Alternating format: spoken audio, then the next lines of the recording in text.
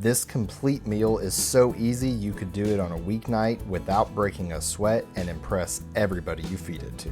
Let's get into it. We're going to start with raw shrimp with the tails and the shell already removed. Now this shrimp started a little frozen and was not fully defrosted yet, so you can see I'm actually going to be removing pieces of ice.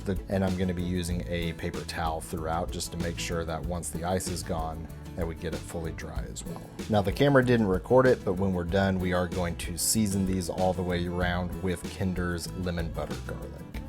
Our vegetable for today is zucchini, so we're just going to slice the ends off, and then we're going to cut each of them into spears. For the spears, I slice it in half lengthwise and then take each of those into thirds and then just cut them to the desired length. Today we are making a special cornbread flapjack.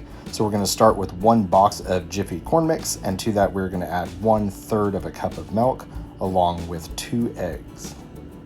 And then we're going to add what makes these special. So we're going to start with 1 7-ounce can of green chilies, and then we're going to add 1 8-ounce bag of shredded sharp cheddar cheese. And then we're going to mix this in to make the batter, and we're going to let it set a few minutes to firm up before we start cooking it. Now as you can see here, I'm using a dough hook, which I really like for mixing.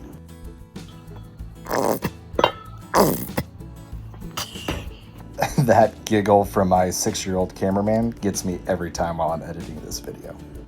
We are making a sweet and smoky sauce to dip our zucchini spears in, and it's going to be made of barbecue sauce, honey, mayonnaise, and then I'm using Bartlow's Barbecue sweet red dirt seasoning as well.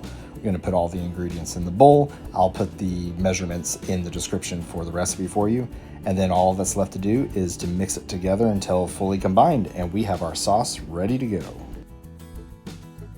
The first thing we are going to cook today is our zucchini spears. So we're going to put down a light layer of oil on the griddle and then just dump them on. Now what I like to do is spray the top of them with some more, and I'm using an avocado oil spray that does not have an accelerant to propel it out, and it just uses straight pressure. Before we give them their first toss, we're going to hit them with seasoning, and I'm using the same Bartlow's Barbecue sweet red dirt that we put in our sauce to really tie it all together.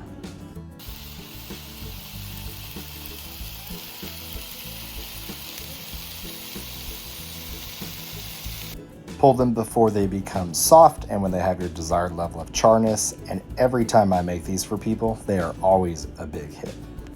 Now we're ready to make our cornbread flapjacks. So we're going to take the batter we mixed earlier and spread it around, and we're going to end up cooking these very similar to a pancake. They will cook a little bit differently, so you just want to watch and make sure that they're on there long enough to cook all the way through, but not too long to burn. But they're going to cook very similar to a longer cooking or a slower cooking pancake. These always have a fun novelty effect to them where everybody is always surprised by what they are and how good they are. Now for our shrimp that has been sitting in the seasoning and ready to go, we are going to take it and put it straight onto the Blackstone as well.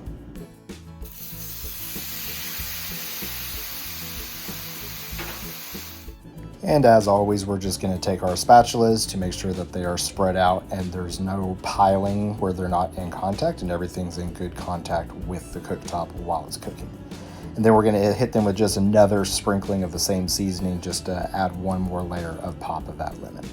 Now we're going to cook these until they are done, and you'll know that shrimp is done when they are both no longer transparent, they become opaque, and they are fully curled.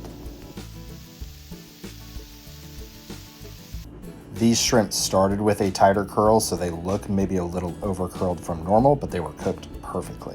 Now that the cooking is done, we're ready to assemble our plates, and I'm telling you, for a dinner that took less than 30 minutes to cook in total, this was so good.